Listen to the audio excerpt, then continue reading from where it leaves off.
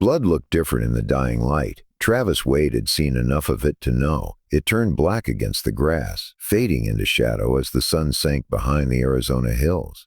Two men lay still among the dust, cattle rustlers who'd made their last mistake. Coyotes would come first, then the buzzards. Out here, nature cleaned its own mess. Travis ejected the spent shells from his Winchester 73, the brass glinting like fire as it hit the dirt. 2 shots, 2 kills. No luck involved, just math, wind, distance, breath. The same skills that had kept him alive in the war and later as a Pinkerton man. He approached the bodies carefully. Out here, sometimes the dead weren't done fighting.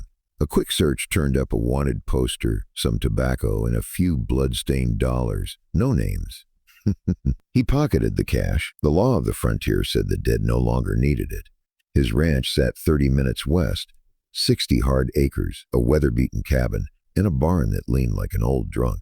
But it was his, bought with sweat, blood, and ghosts. At 38, Travis Wade's face looked carved from desert stone, his eyes cold as gunmetal. Trouble was the only neighbor he could count on. That evening, while checking his fence line, he heard it.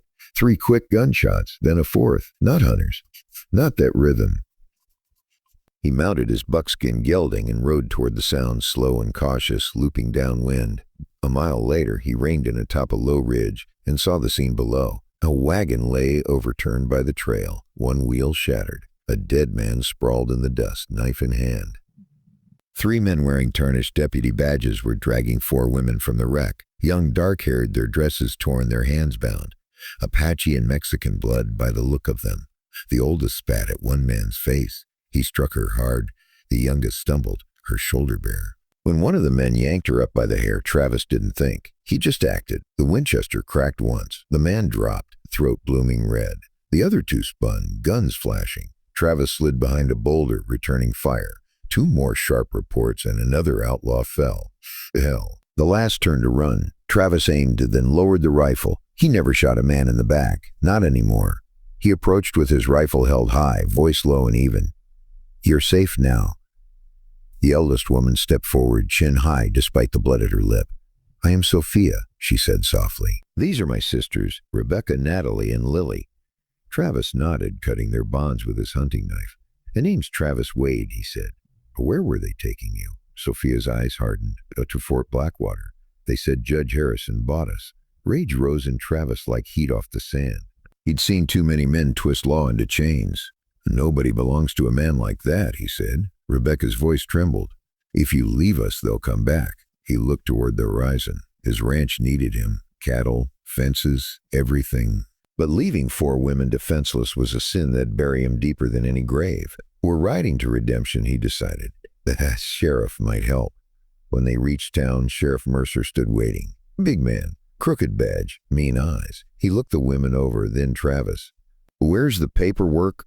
Paperwork? Those men you shot worked for Judge Harrison. He bought these women legal-like. You interrupted a transaction. That makes you responsible." Sophia's hands balled into fists. "We belong to no man." Mercer shrugged. "Territorial law says different." "Unless what?" Travis asked. "You take responsibility yourself. The law calls it marriage. All 4. Feed him, protect him for life. Otherwise, they go back to Harrison." The crowd watched, silent. Travis felt that old ache of guilt, the kind that never left. Sure.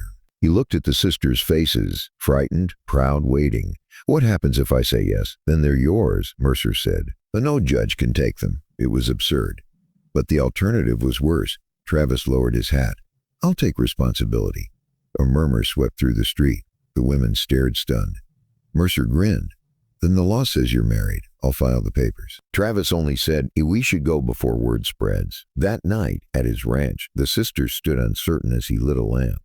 The cabin was small, with stove, a table, shelves, and 2 rooms. He gave them the larger one, then brought out a trunk of women's clothes. "These were my sisters," he said quietly. "Take what fits." Sophia touched the skirts gently. "We'll take care of them," she promised. "I'll sleep in the barn," Travis said. "You need the locks more than I do." He spent the night on hay, Winchester across his knees, listening to the wind. He hadn't asked for this life, but now 4 women depended on him. And for the first time in years, that felt like purpose. At dawn, dust rose on the horizon, riders coming fast. Harrison's men. Travis saddled his horse. Sophia appeared at the door, rifle in hand. "They're coming," she said. "I know. Stay inside. Keep low." "We can fight," she insisted. "Only if you have to," he said, mounting up. "If I don't return, ride north. Find Father Ignacio at the mission. Tell him I sent you." Then he rode out to meet them. From a ridge, he saw them. 16 armed riders and a black carriage gleaming like sin itself. Judge Harrison stepped out, tall and proud, his suit too fine for desert dust. Around him stood Pinkertons, soldiers, killers. Harrison hadn't come to talk. He'd come to erase a problem. Travis crept down to the stream where their horses drank and crushed nightshade berries into the water. Not enough to kill, just enough to make the animals weak, unsteady. Then he rode hard back home. "They're close," he told Sophia as he dismounted. "We'll fight smart." For the next hour they prepared. Sophia took the window with the Winchester. Natalie hid behind the well with the Colt. Rebecca kept to the house with medical supplies. Lily waited in the root cellar, escape route ready. Travis climbed to the barn roof with his long-range Sharps rifle. When the dust cloud appeared again, he shouted, "Hold your fire till I shoot. Make every shot count." Sophia called back, "We won't leave you." At 300 yards, he fired a warning shot. The lead horse reared. The column halted. Harrison stepped forward, voice booming. "Wade, Wade, send out my property and I might let you live." "There's nothing here that belongs to you," Travis answered. Harrison's face twisted.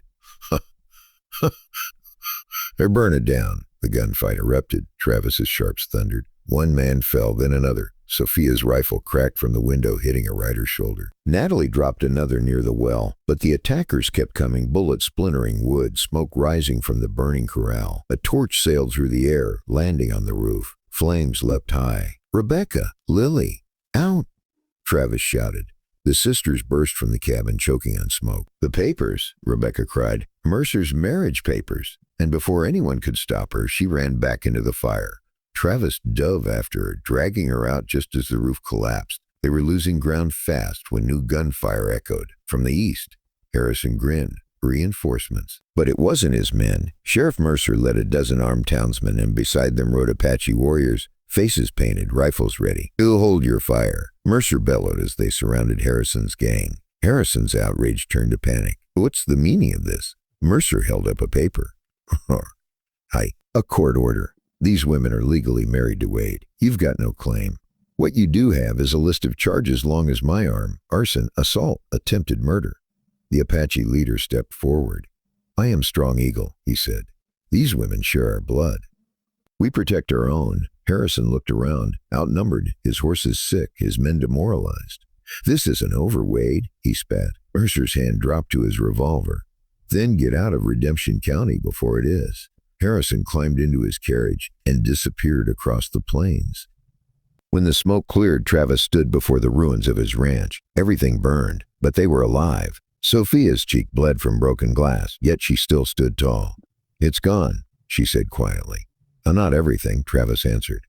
He looked at them, Sophia's strength, Rebecca's courage, Natalie's grit, Lily's spirit. "We'll rebuild." And they did. 3 months later, a new house stood where the ashes had cooled. Larger, sturdier, with space for everyone. The corral was full again, cattle grazing on green pasture.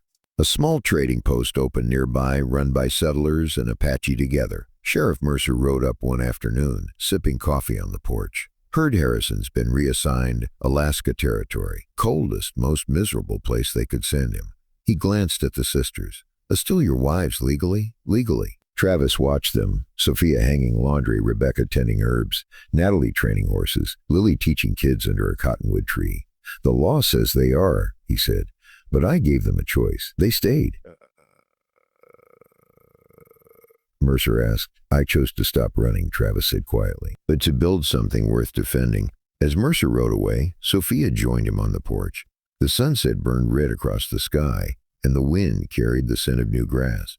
Blood had once darkened the soil, but from it something stronger had grown. Not law or obligation, but family. In a land ruled by dust and violence, Travis Wade had found the rarest thing of all: choice.